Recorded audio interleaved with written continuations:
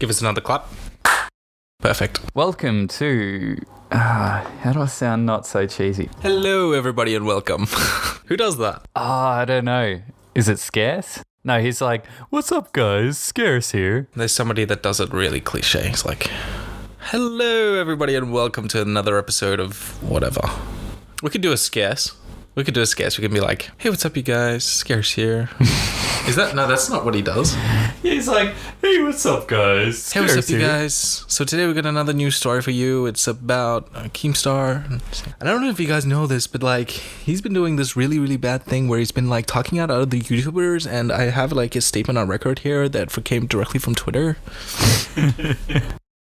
For those of you that don't know us, my name is James. I run a channel on YouTube called Suibhne. I haven't been in the game that long. Mostly at the moment I'm doing histories of countries and nations. And I'm joined today by my good friend Patrick. I'm a radio producer at the ABC. And I also have a YouTube channel called Digital Ninja.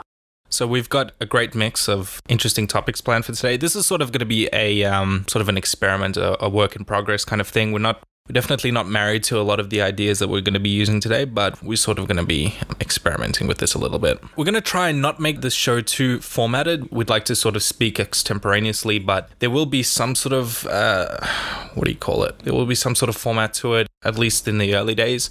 And we've got a couple of talking points that we want to stress on. These are things that matter to the two of us, would you say? Is that a fair way of saying it? Yeah, these are things we're pretty passionate about. Yeah. And we love talking about just, going out and just talking about these things. Just on the weekends, whenever we we hang out and stuff, and we're like, hey, this is the new age. This could be a podcast. Yeah, exactly. Yeah. We're just going to have a bit of a conversation as we normally do on like a Tuesday afternoon or something.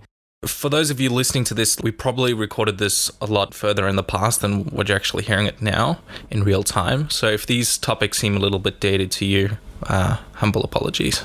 We'll try to keep things as relevant as possible. Try and cover some topics that are still going to be relevant in the future. And yeah, we'll just sort of make it up as we go along, as most broadcasters do.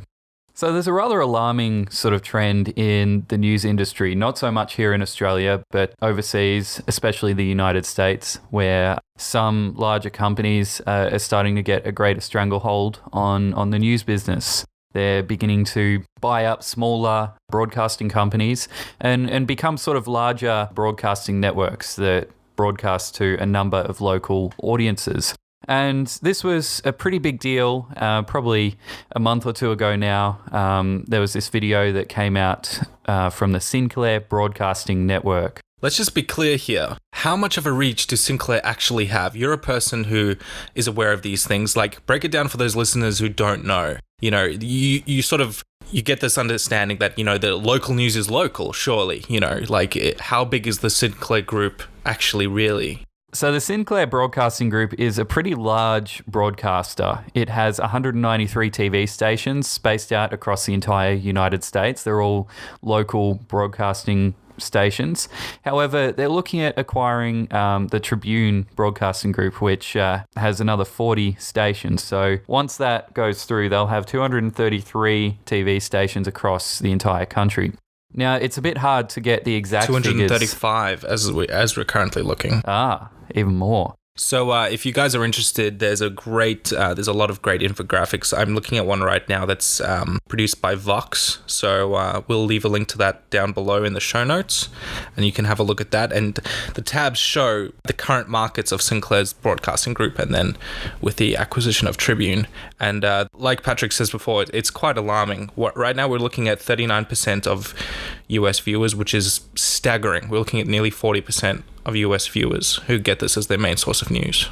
If you switched on the TV in America and put the local news on, you would see the Sinclair Broadcasting Group in 39% of the TV markets over there. And that's just currently. So we're looking at those numbers currently. If we're looking at with the acquisition of Tribune, that number goes up to 72%. That means that they have a lot of influence over American households. At the moment, they reach about 2.2 million people a night on their local news broadcasts.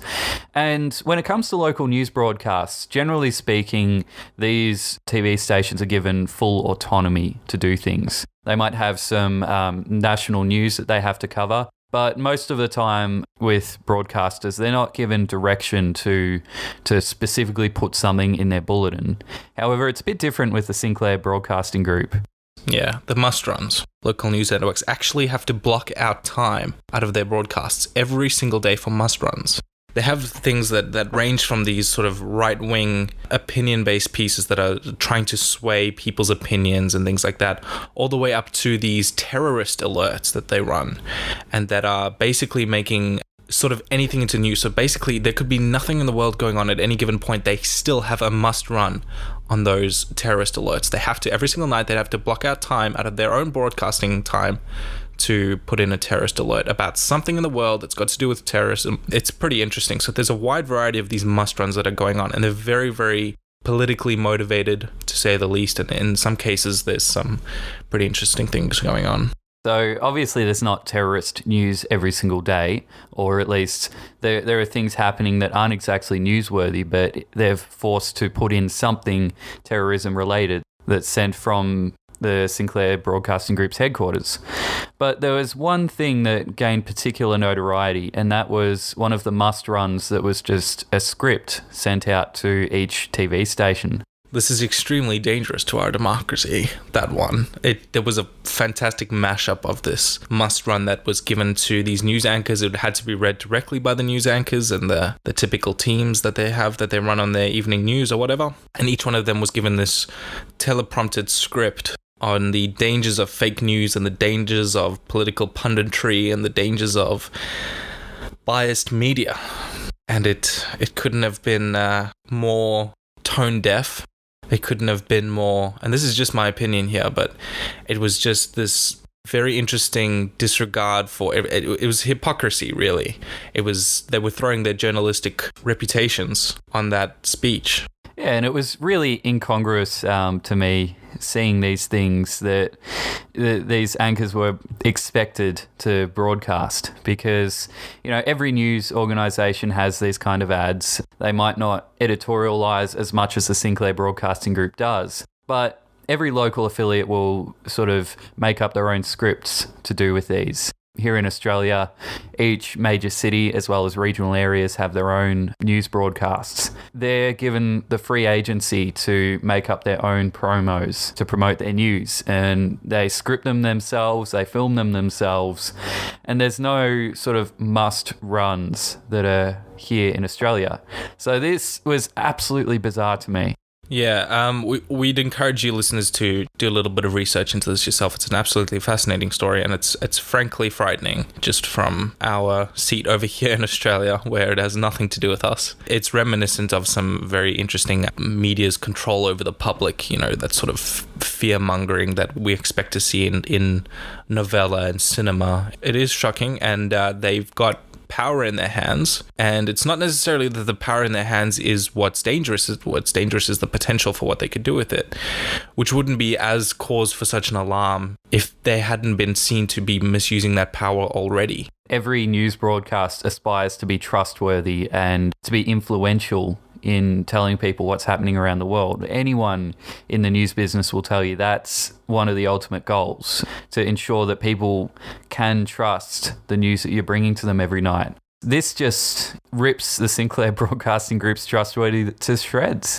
So we've got a very interesting segue here into another topic, because the regulatory body that controls this is the FCC, the Federal Communications Commission. That's a federally controlled commission by the government of the United States that is in charge of sorting all these sort of things out. And there's been some moving and shaking within the FCC to change the laws restricting these kinds of monopolies. And it looks like it's going to pass, just from where we are now. It may have already passed by the time this goes live. And the FCC has also been in the news recently for a similar scandal. Talk to me, Patrick, about net neutrality. Oh, don't even get me started. It's not a fun topic, is it? It really isn't. No, the current head of the FCC, Ajit Pai, wants to repeal net neutrality because he's very much into sort of free market economics. And that's his rationale for wanting to let the Sinclair Broadcasting Group acquire Tribune, because it's a free market and companies should be able to do whatever they want. The United States politics has always been this, if you look at their partisan politics, we're looking at those on the one side of the political spectrum that believe in that. They believe in free market. They believe in unregulated economy. They believe in monopolies. They believe that the market will sort things out. And Ajit Pai is definitely subscribing to that ideal. He's already got conflicts of interest in that regard. And he's become the head of the FCC, and the previous head of the FCC has basically disapproved of everything this guy is doing. And unfortunately, we struggle to be unbiased because both Patrick and I are content creators. Our livelihood is the internet. So it's becoming quite unnerving. The internet was created as this stable network that can't be brought down easily. And it was created as sort of a democratic platform. So anyone could post anything, anyone could set up their own website, and that's still the case. However, internet service providers have their own interest in these things. Because at the end of the day, they are businesses, and businesses need to make money. That's right. One of the troubling aspects of that is that they want to prioritize their own content ahead of everything else on the internet. Yeah, and that's not hearsay. These are actual things that have happened in the past. These are things that we can point to and say, hey, look, you said you weren't going to disrespect net neutrality, and yet you did it in the past. You look at Comcast, which is one of the largest ISPs in America. It wants to prioritize its cable services over someone like Netflix because they make money off these cable services. So if they can get faster cable, then they can market it to someone that way. Yeah, precisely. But as the rules stand, as the law stands, they can't do that. It's called, I'll probably put some link to what this is in the show notes, but it's called a Title II carrier, basically meaning that they're both not responsible for whatever comes through the pipes, but also they cannot have any influence over it either. So if it's used for nefarious purposes, they have that protection. The illustration that you often hear is a road with a car on it. Like, whoever built the road doesn't get in trouble because a bank robber used it to get away. But at the same time, they also they can't monopolize it. So they can't use it to assert their own gains, and they can't make people pay extra money to use the fast lanes or things like that. So you take the benefits with the restrictions.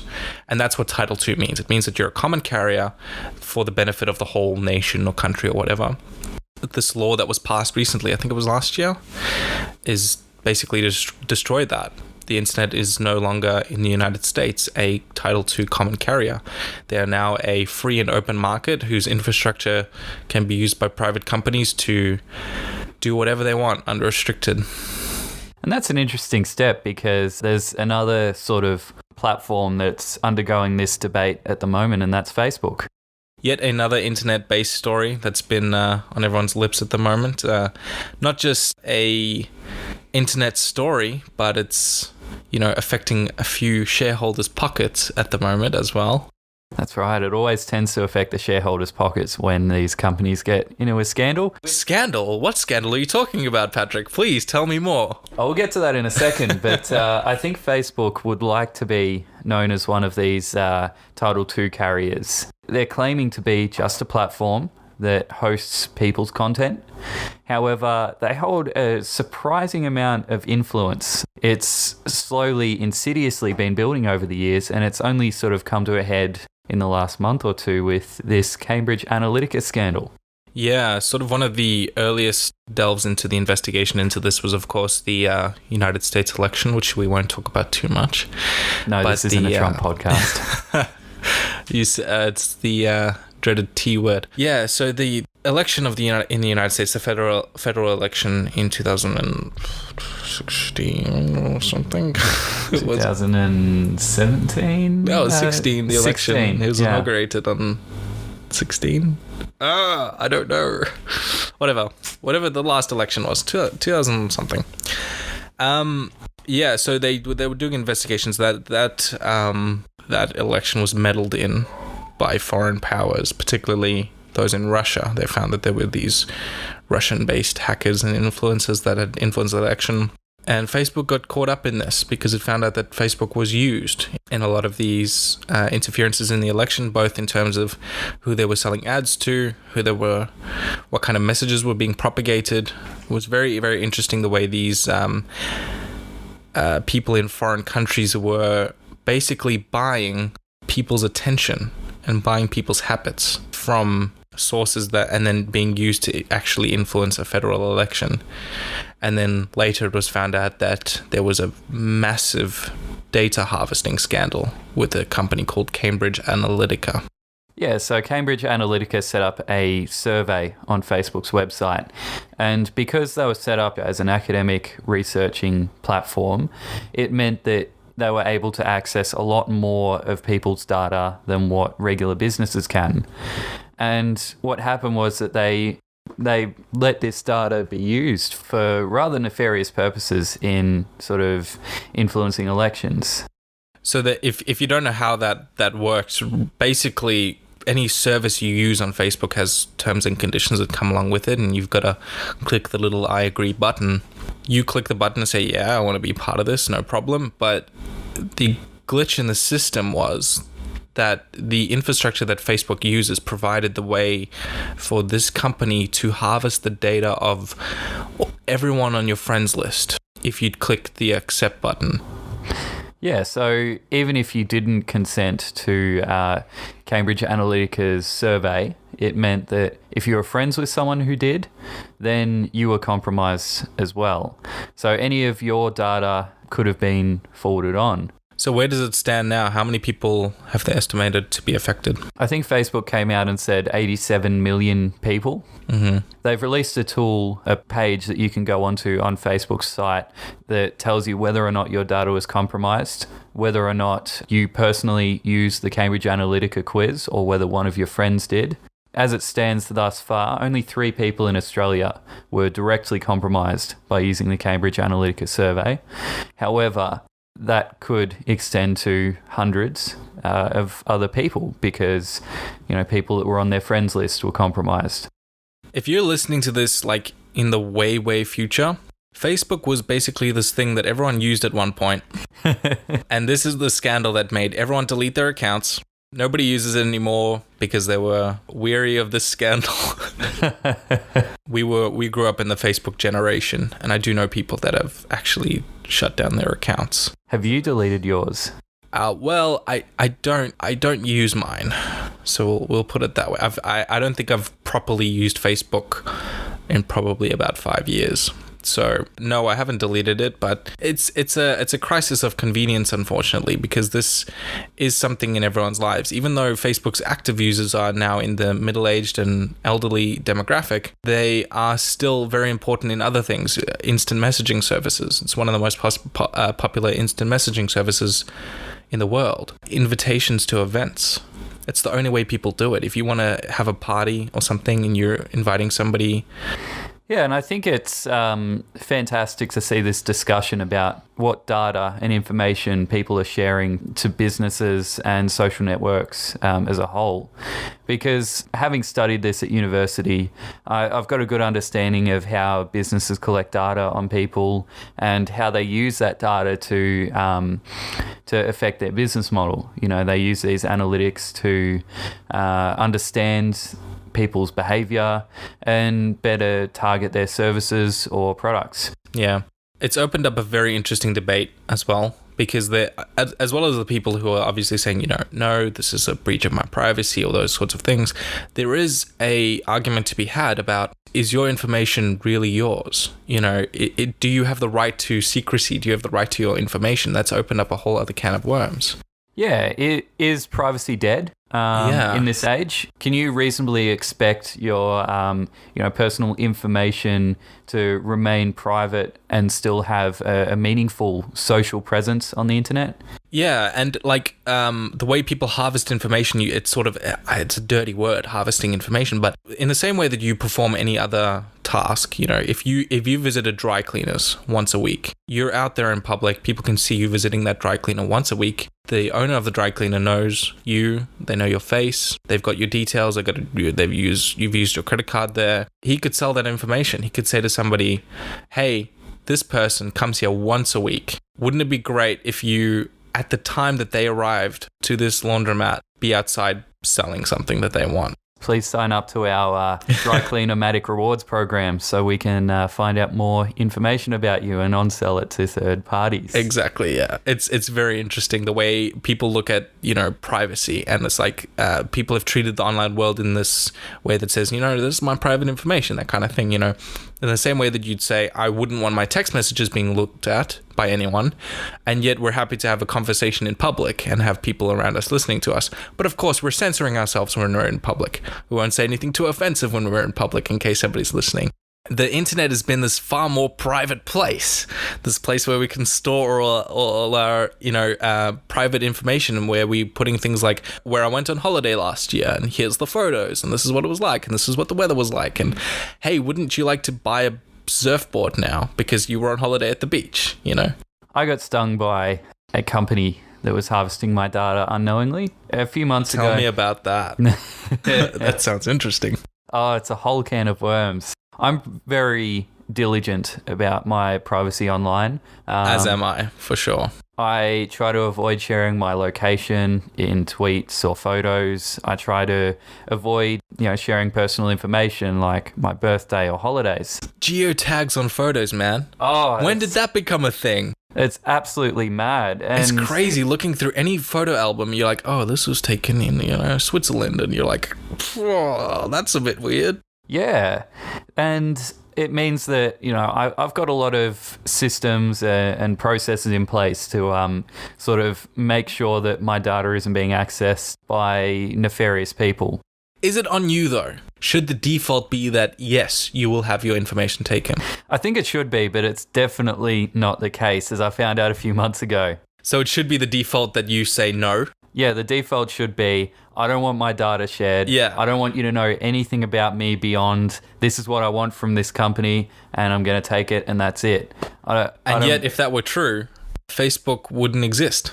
Kind of because you are the product to Facebook. That's what they do. That's exactly right. Or they'd be charging you, some kind of fee to use it every month. Subscription-based service or something, Their business model is run on ads, and ads only work if they know you, and you are your attention span. So attention is what grabs people. Your attention is the commodity.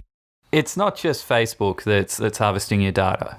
Private companies have been doing this for years through reward programs and things like that. But as they install have these apps available on your phone, it opens up a whole other door to them recording data about you. As I learned a few months ago with this app I had on my phone. This app I had on my phone? Yes, I installed a few apps on my phone, as some people tend to do. And I'm very strict about what permissions these apps have access to, but there was one that I forgot to turn off location permissions to.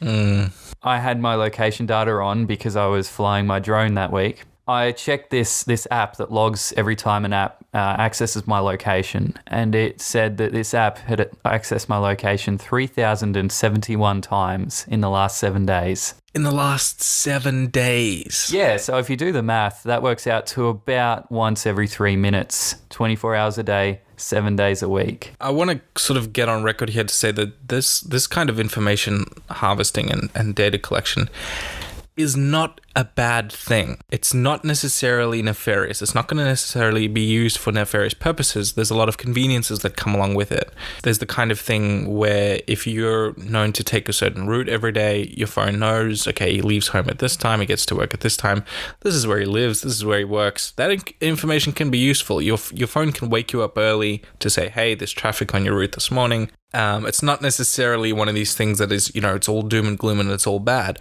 But the problem lies in who has access to that information. That's right. And it's all about convenience, because that's why these apps are recording this information. This app that recorded my location every 3 minutes, it could be used to say, hey, you're in this spot, why don't you try our service? Or with Facebook recording all our information, it's so that it can not only better target ads, but build a better service for people to use. Right, like myself and you probably wouldn't want to get ads for baby products or like nappies or diapers or something like that. That just wouldn't be relevant to us, and we'd move past that. But if they showed us an ad for something else, like if something you were legitimately interested in, say flying a drone, and they started advertising drone products to you, that would be useful. So you're getting convenient ads rather than the horrible ads that you just pay no attention to. So there's a trade-off. Given all that Facebook knows about me, if they were starting to show me baby ads, I'd start to get a bit concerned. They might know something that I don't. This app that was on my phone that was recording my location, it wasn't a social networking app. It was the Qantas airline app. Oh my goodness. Yeah, of all things that was monitoring my location 24/7, it was an airline. Now, I reached out to them for comment, but by they the way, didn't. Qantas is an airline in Australia. Yeah. Just by the way. The Queensland and Northern Territory Air Service, for those who are interested. Yeah, which should be pronounced Qantas. There's no U in it, but anyway. I reached out to them for comment, and while talking to them, they said that a lot of the reason why they access our location is because it lets them know if you're coming to an airport. It can send you notifications. Hey, you want to check in? You can use these services and things like that. So there's an element of convenience to it. But at the same time, it makes me deeply uncomfortable to see such a rather innocuous app tracking my location so closely. They know where I live. They know what roads I take to get to work. They know where I work. So it's really terrifying to see the sort of things that these companies are collecting. They frame them as conveniences, but they can be very contrived. Qantas saying to you that, hey, we want to, give you notifications so you can like check in and stuff like that. That's something that they've definitely framed as like, oh, this is for you, it's for your convenience. But at the end of the day, that's not convenient for you at all. Like the way the system works is fine, going to the airport and checking your luggage and getting on a plane. It's a system that doesn't need any alterations to it. It doesn't need any conveniences. Sure, you want notifications that your plane has been delayed or something like that. You get those via email anyway from the company that you bought the ticket from. So there is the potential for these contrived conveniences that are being pitched by people in board meetings to their superiors to say, hey, this is what we're doing with all this cool new technology. That's dangerous. When you start to contrive things where you say, here's a piece of technology that exists, what are you doing to use that technology? Mr. Board Member, tell me what you're doing to do that. So the Qantas guy who said, yeah, we want to start doing geolocation services is starting to say, he's standing in front of a room full of executives saying, this is going to be great. This is so convenient for people. It's contrived. And it's one of those things that has the potential to be bad. That location data that Qantas has harvested is incredibly valuable to some people. Now, I don't know whether Qantas decides to on-sell that data. I asked them that and they haven't got back to me. But yeah. But even if it's just being recorded as a convenience for me, that makes me deeply uncomfortable, let alone the whole other side of it where that's a valuable commodity that they can sell. I don't know about you, but all this just makes me want to put on a tinfoil hat and live in a cave somewhere. Absolutely. Now, please give us your feedback as well. We're very interested to hear what you guys have to say. Yeah, we'd love to know what you think about all these topics.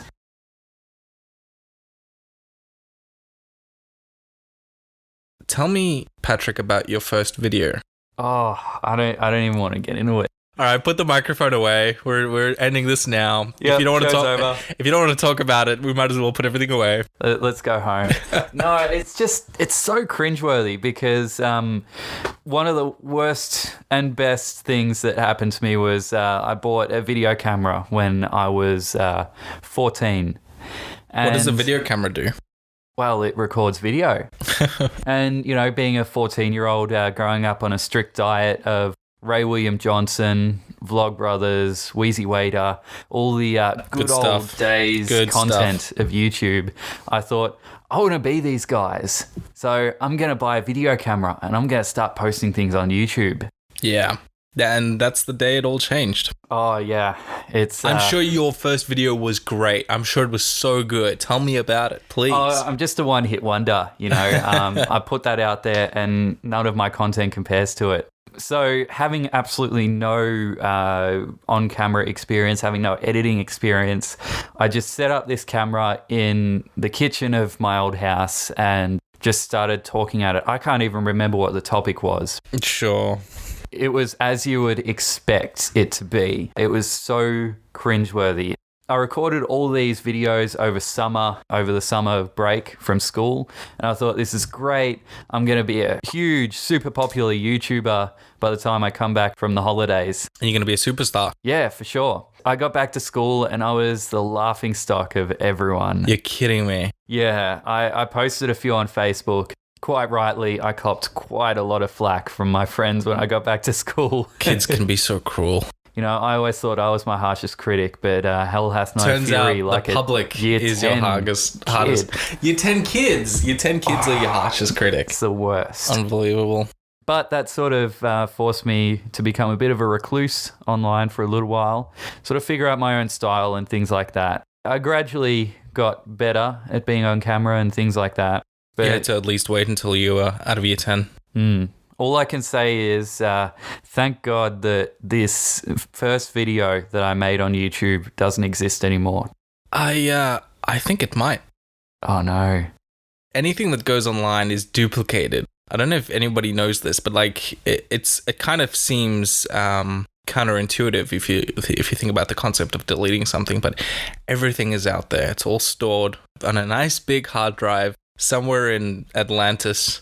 It's all on a big hard drive for us to go in and harvest one day. So one day, somebody's going to go back into that vault and they're going to see year 10 Patrick doing his very embarrassing first YouTube video. Oh, that'd be my worst nightmare. How do you feel about that?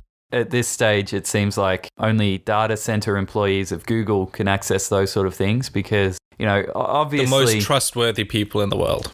Yeah, I've come to realize perhaps about 5 or 10 years too late that nothing's deleted off the internet. Everything that I did as a teenager, all the cringeworthy Facebook posts, all the even greater cringeworthy YouTube videos, they're still up there. They may have been deleted off the public internet, but, you know, these social networking companies record everything. They keep a copy of it. So all those Snapchats you sent out, knowing Let's talk about Snapchat. Oh. Please, let us talk about Snapchat, because that's like the pinnacle of the problem with this, isn't it? Yeah, when it first came out, it was heralded as this amazing tool that all the photos would disappear after 10 seconds. But not long after it came out, they revealed that they record every photo and video.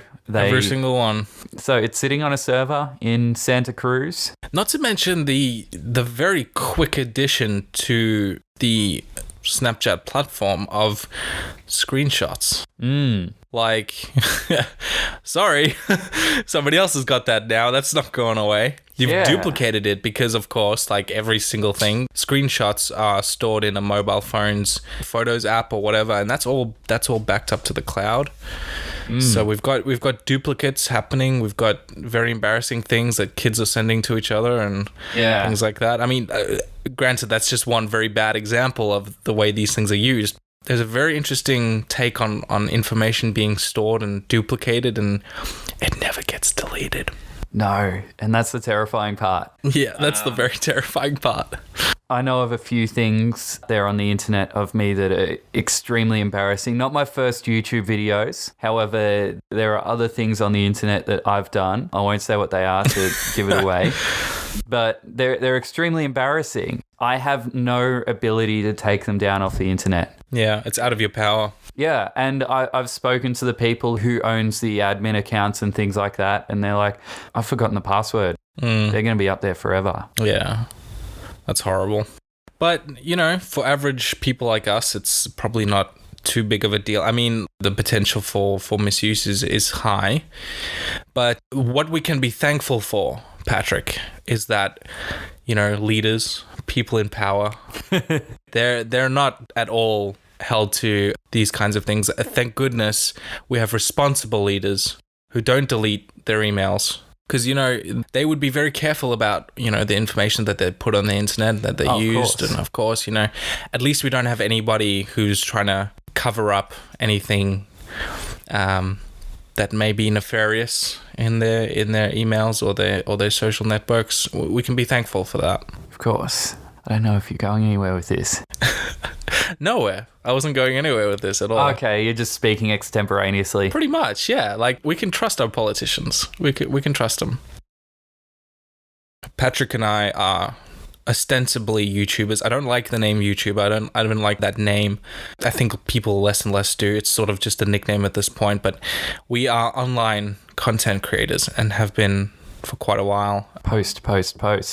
We grew up with people who were, frankly, millionaires by the time we were in sort of mid to late high school, that kind of thing. So it wasn't an unachievable goal for people like us, and there's been an explosion of people who've grown up with YouTube. They've grown up with people who create independently. We are sort of people that decided that, hey, we want to make something online.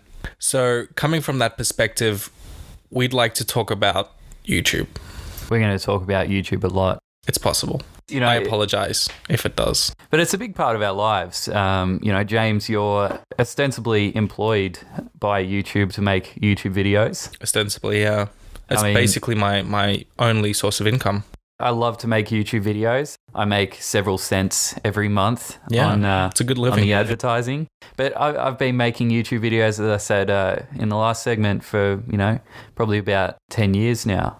Yeah, it's amazing that we live in a world where somebody can just pick up a camera and just do something, There's been a few things happening in the last year or two that have really sort of made us refocus, whether or not we want to be known as YouTubers or be YouTubers. This channel that we're both huge fans of is Philip DeFranco, and he runs this sort of independent news organization where he collects and collates all these independent stories and things like that, and he presents it in his independent way, and then he sort of breaks it down. It's a very, very, very popular show. Most YouTubers know it. Most YouTubers love it. Some people don't, but he's created this thing from the ground up. He's got a really, really great story, and he said something very interesting about YouTube. He's been really struggling lately, and I love the content he puts out, and he's so good. He's really, and he's like a sort of a dad figure on YouTube as well. Yeah, pretty much. YouTube has a lot of dad figures. Yeah. YouTube really does have there's a lot of these channels that have been sort of broadcast as being like, oh, this is like YouTube's daddy, But DeFranco is like one of those. He's up there. Been around long enough that he's just a part of the furniture, and it breaks my heart to see this guy, YouTube's dad, get sort of beaten down so much by the system. And he's called YouTube. He's used the words that YouTube is becoming like a neglectant alcoholic father. Those are words chosen very carefully from a person like Philip DeFranco. He's always sort of extremely diligent to what words he uses for commentary and describing things, and that's a pretty loaded statement. That's a very loaded statement. It seems like they just don't care about their creators. I don't know whether it's always been the case or... Well, first of all, YouTubers have whinged and moaned about the corporate version of YouTube for a long time. This is not new, right? This is something that's been going on for a long time. People are whinging and moaning, like, oh, YouTube's doing this to me, YouTube's doing that to me. But it's getting bad. It sucks that seems like our default state. We have to sort of have that position. We have to sort of complain to YouTube because they don't have their creators' welfare and their creators' long-term prospects. They don't have the YouTubers' best interests at heart. No, not at all. It's never been more evident than in the last couple of years. Like, I know that the adpocalypse hit you pretty hard, James. It did, yeah. It happened at probably the worst time as well because my content was just getting off the ground.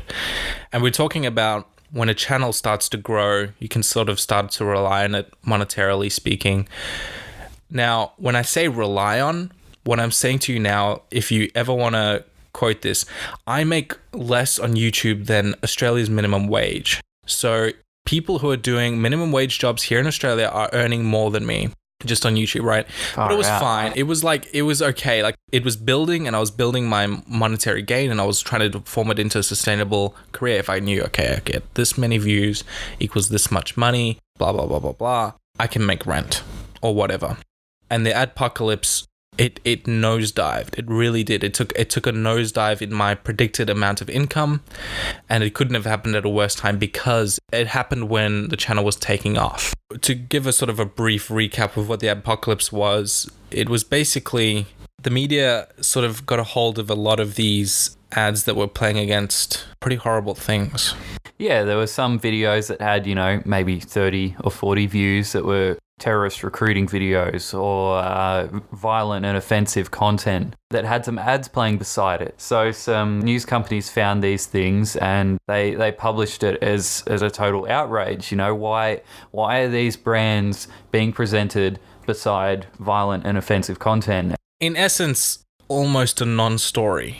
Yeah, pretty much. But the trouble is that the advertising industry just freaked out, didn't it? There was kind of a domino effect here because you had these 6 companies, which every YouTuber now knows as the 6 companies. We won't say their names. They, in essence, were the first to sort of bow. They bowed to the pressure from these media organizations because this has been spoken about at length by many people. They bowed to the pressure from the media to say, hey, we don't want bad press. This affects our markets. This affects our corporate structure. We're going to bow out. We're going to pull our ads off of YouTube. That was the first domino. Second domino was YouTube bowed to the advertisers. And they instituted this massive restructuring of YouTube that we see today. And it's constantly being worked on. It's constantly being tied down. It's being altered. And there's being machine learning and algorithms that are working hand in hand to sort of change YouTube. And it's resulted in some pretty bad things. Yeah, well, these machine learning algorithms are just so rudimentary. It's like a 4-year-old deciding whether or not videos are, advertiser friendly or not advertiser friendly. The algorithms just pick up on things that just don't really make sense. I recently put on a series on my channel which were 10-second movie reviews.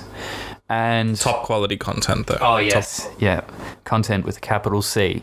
These videos were, totally innocuous. They didn't infringe on anyone's copyright. Don't tell me you got demonetized. 2 of them got demonetized. Oh my goodness. Are you serious? I didn't actually know about this. Yeah, the videos were demonetized because of the titles. That's ridiculous. Every one of the movie reviews had the movie title in the video title. Right. So what happened was 2 of the movie titles weren't advertiser friendly, were they? No, they had words like, I don't know. One of them was death at a funeral. Yeah, death. You can't put an ad next to death. That's not advertiser friendly. And the other one was the naked gun. Oh, nudity. Nudity? Oh, no, that's totally off You can't limits. have the word naked in a video. No. You cannot have it. Not at all. It's not ridiculous. even like old Renaissance paintings. You can't display them either. I can't believe you would put something like that on the internet, Patrick. I know. What was I thinking? That's totally offensive to advertisers. So I just should have, censored those videos, bleeped out naked or death or gun. Dr. Mountain Cola is very angry with you and is not going to put an ad next to your video. You should be ashamed of yourself. I failed all 20 people who watch these videos. I don't think YouTube is going to be a career for me. Seeing all these demonetization scandals and seeing them at the start of this year wanting to terminate my partnership, I realized that YouTube just, they don't care about their creators. They don't value their creators, even though that's what drives their platform. And it's disappointing because I'd love to make a living making YouTube videos. I seem to be on track last year when I was starting daily videos and trying to put out news content, and I was really figuring out my voice.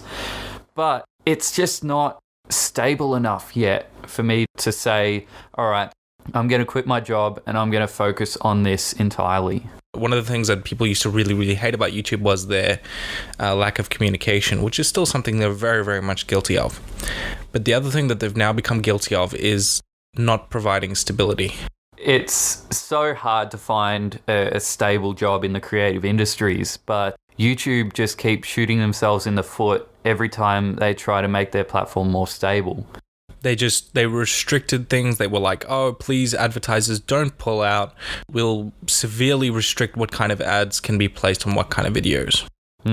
And look, the whole thing seemed like a bit of a storm in a teacup, didn't it? Because between Google and Facebook, they control 85% of the online advertising market. Yeah. You know, they're the ones that are, you know, sucking up nearly all the money that advertisers are putting out there to advertise on the internet. Even though, you know, it's a small scandal that a couple of videos slipped through the demonetization net at first. Advertisers aren't going to go away, because where Never. are they going to go away to? Exactly. They've still got budgets. They still got ad budgets that they need to spend. And I mean, we're not talking about conjecture here. Those companies returned. They came back. Yeah, they're all back there. People's revenue have returned, not necessarily to original levels before the adpocalypse, but the advertisers came back after a while. There was a void that would easily have been filled, because if you take out the top 6 advertisers on your platform, that just makes it more accessible to smaller advertisers and then drives the price down. It's simple economics here. You're talking about the most effective advertising in the world, Google. Like, it doesn't get better. You advertise, if you want to advertise, you're advertising on Google, because they hold such a big piece of the pie. And they bowed to these companies. It's shocking. It really, really is shocking. They passed on those losses to their creators. They said, we don't care about you. Your income doesn't matter. You don't matter to us. And we're going to be extremely untransparent. And we're not going to communicate properly with you. It was heartbreaking, really. Because I'm a small channel, I sort of never was hit by the adpocalypse, or if I was, it wasn't noticeable because I get such small revenue. But some changes that YouTube did this year really hit my channel hard. It almost basically ended it. Of course, you were a victim of the... Yeah, I don't know what we would call this. What is it called? It's like the adpocalypse version 3, version 4. Well, version 3 was the kid, the YouTube kids. Oh, yeah, that's Elsagate. Elsagate, that's the one. So that's Adpocalypse V 3.0.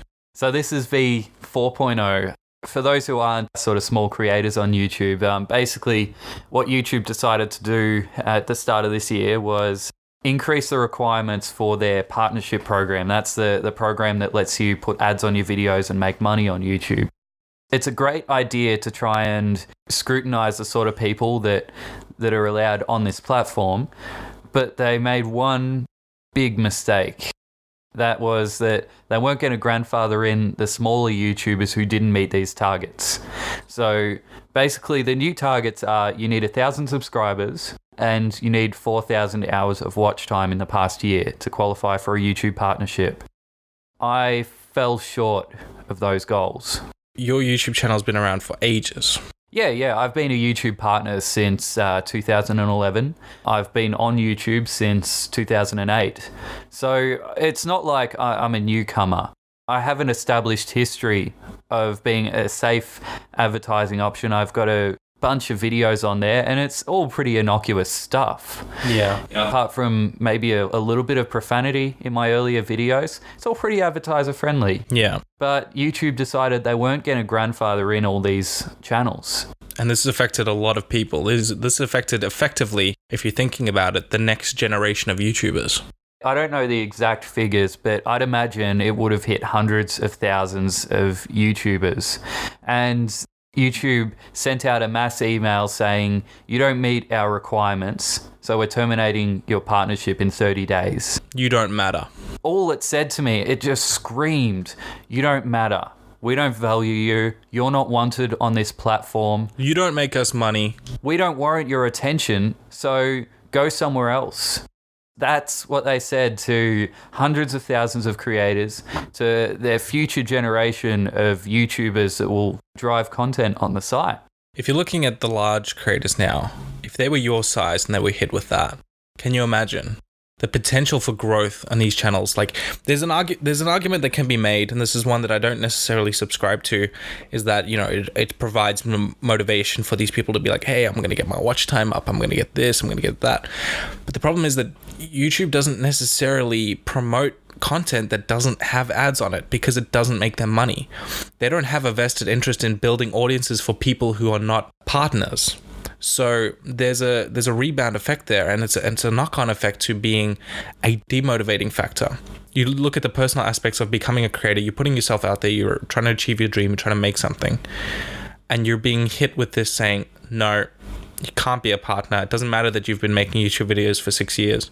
You're not worthy. Yeah, so this seemed like the final nail in the coffin to me, but the next day after I got this email saying they're going to terminate my partnership in 30 days, I thought, how can I get around this? Because YouTube has now just become algorithms and... It's a system. And the only way to get on top is finding a way to beat the system. I met all of the requirements for the partnership program except the watch time. Except the watch time, yeah. You didn't reach the watch time requirements because you had something like 1,000 subscribers at the time. Yeah, so I had more than 1,000 subscribers. I had more than 10,000 views on my channel, which was another requirement they had in a long time ago. I just didn't have the amount of watch time on my videos from the past year. I had about half of it. So all I needed was to get enough watch time to retain my partnership. And so that's when you put out the video. You know, a lot of my videos are pretty short, so I don't get much watch time. So I thought, okay, YouTube wants long form content. I'm going to give them some long form content. So some really long form content. Oh yeah. So I uploaded a 10-hour long video and told all my subscribers to just watch it all the way through if you can. This video was just dash cam video looped, so I could get the watch time needed. I was one of those. I just put on the video on repeat and just left it on. Thank you, James. You helped save my channel. I'm a saint. So what that meant was that, you know, this wasn't making money for YouTube, but I managed to hack the requirements that YouTube put in my way. You had to play the system. Yeah, I had to play the system because it was playing me. Yeah. I did that, and lo and behold, I succeeded. Yeah. I got the watch time needed. I may have put the video on repeat on several of my iPads. And you feel dirty, right? Yeah, this is a heinous thing, and it's so stigmatized. You know, I copped a lot of flack from a lot of people because it's not the right way to go about things. For sure. You need to put your content out there and find an audience and let it grow. You need to find people to watch your stuff. Yeah. But, you know, when YouTube's going to shut down your partnership, you've got to take this into your own hands and make sure they don't. Especially when it means that much to you. Yeah, exactly. Because the ones that it means a lot to are going to do that. They're going to try and beat the system. The system is inherently unfair. Like I've said before that I don't make much money from YouTube. I make an insignificant amount. I don't even meet the threshold of $100 they've set before they can start paying you. Right. It's the principle of the matter. Yeah. You know, it was personal. YouTube wanted to kill my channel, so they made it personal. And this is where we get to the crux of the matter, because you just should not have needed to do that. You really shouldn't have needed to. They put the ball in your court, and you shouldn't have had to do this. You shouldn't have had to stoop to their level to have to do this. It's so ignorant on their behalf to have done this, because in the end, they just had to be seen to do something. They were just trying to appease people. They were just trying to appease advertisers, media companies, executives, board members, that kind of thing. They had to be seen to be doing something, and this is what they chose. But they didn't think about the ramifications of that. They thought this is going to affect so few people who actually care about making videos. Yeah, and I think that this will mean that YouTube will sort of plateau for some time while this current generation of creators is so disincentivized by YouTube because of this, which is unfortunate. You know, it's like they don't care about anything other than meteoric rise. That's just it. And I think that that's sort of one of the things that makes success on this platform is that you need to start snowballing and rising exponentially before you warrant any kind of attention. It's quite disheartening. The meteoric rise of these sort of young millennial superstars, they pop out of nowhere and they've got millions and millions of subscribers overnight. Those are fair game for them, because these are people who are guaranteed millions of views. They're going to advertise on them. They get special treatment. But for the people who trudge, who are trying to find their voice, who are trying to find their creative outlet, who gain their subscribers one at a time, build their audiences one step at a time, one video at a time, those people didn't matter. Yeah, no, it shows that YouTube doesn't owe you anything, and that's its approach to you. Which would be fine if you look at a company. Technically, a company doesn't owe you anything, but YouTube's not that kind of company. YouTube is a company that its success is built on the symbiosis of their platform and their creators, because the creators are what make it successful. You can say whatever you want about, oh, the Ellen Show is on YouTube now, that's a successful channel. Oh, late night TV is on YouTube now, and that's successful, and whatever. Those are not what YouTube's all about. Even YouTube Red, the programs that are coming out on YouTube Red, that are coming out to the subscription-based service, those aren't generating the views that independent creators are. Independent creators are what makes YouTube successful. It's a free flourish of ideas, and hey, everyone's got their audience. Everyone has got their audience. How do you reach that audience? Well, if it was cinema, it's an impregnable wall. If it was TV, it was an impregnable wall. If it was music, it was an impregnable wall. Justin Bieber was discovered on the internet filming videos of himself playing the guitar. Yeah, it's incredible that you can get that much stardom from, your bedroom or, just your own house. How many creators, the biggest creators on this platform, on YouTube, on Twitch, on Vine when it was still alive, RIP, they made their own content. They built it from the ground up, and that was the most important part of YouTube. And they're kind of spitting in the face of that. Yeah, and I don't see any easy solution to this. That's the trouble. I think any platform will encounter these problems inevitably due to its size. So I don't think, just burning YouTube to the ground and starting over with a new platform is going to solve it. We also kind of need to look at the bigger picture. I'm the kind of person that tries to not look at things in isolation, but look at the bigger picture. YouTube is a Google company. Google is a Silicon Valley company. Silicon Valley is an American area. They subscribe to American laws, American ideals of liberalism. American economics is founded upon the idea of free market, and as such, these people have board meetings to go to. They've got executive targets to meet. There's a whole bunch of factors at play here running these companies on capitalist economics that really are the driving force behind this. Every company is going to have challenges to meet in that regard. And unfortunately, at the end of the day, these are the challenges that they meet because it's a product of the system that you're working on. These companies need to make money to survive. They need to be contributing to survive. And if they feel, if just one guy sticks up his hand and goes, no, don't like this, don't like that, and says to the CEO and the CFO and the marketing executives, what are you doing to change this? They need to come up with a 10-point plan that they can put up in front of a projector. 3-ring binder full of ideas. 3-ring binder. And say, this is what we're doing, this is what we're doing here, this is what we're going to do next. And that trickles down to us. Yeah, that's exactly right. It feels like they've just been, having all these reactive decisions to every scandal. With the first adpocalypse, they were reacting to some videos that had some ads against offensive content. So adpocalypse, that was 2.0. That was the big one. Oh, okay, so there was one before that, and then 1.0 was it was retroactively named it Apocalypse. That was the PewDiePie scandal. Oh yeah, I forgot about that. Yeah, that was bad. That wasn't a huge thing, but it set the precedent for YouTube's changes to their system. So that's the first one. The second one was what hit everyone. Yeah. The third one was ElsaGate, where yep. People realized there was some pretty messed up videos that were accessible on the YouTube Kids app.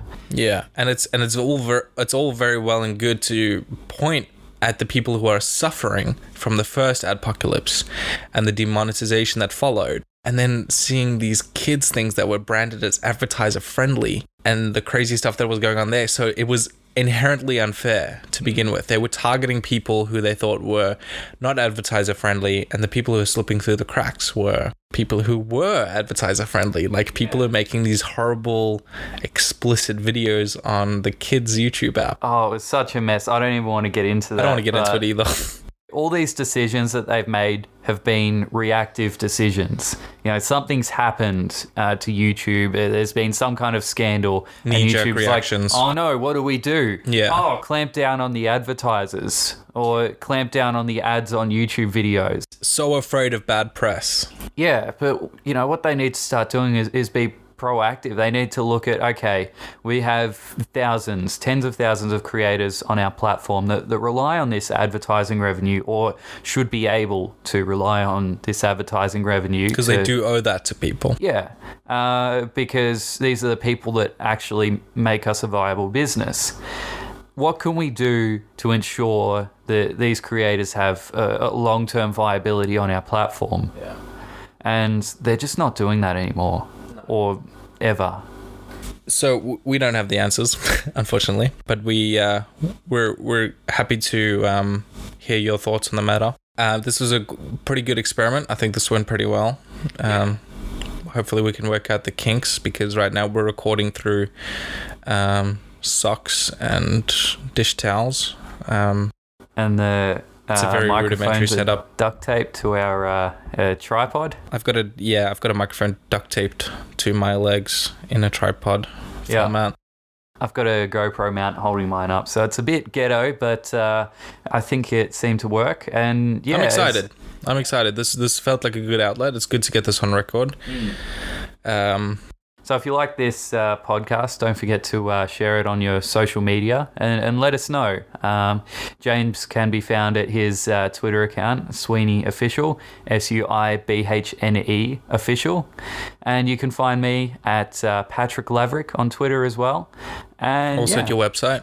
Oh, yeah, that's www.digitalninja.co. He's got the Columbia domain name because that was the only one that was available. Yeah, I couldn't find the .com one. Yeah, that's fun. Yeah. Anyway, guys, thank you for listening. And we'll see you in the next podcast. Cheers.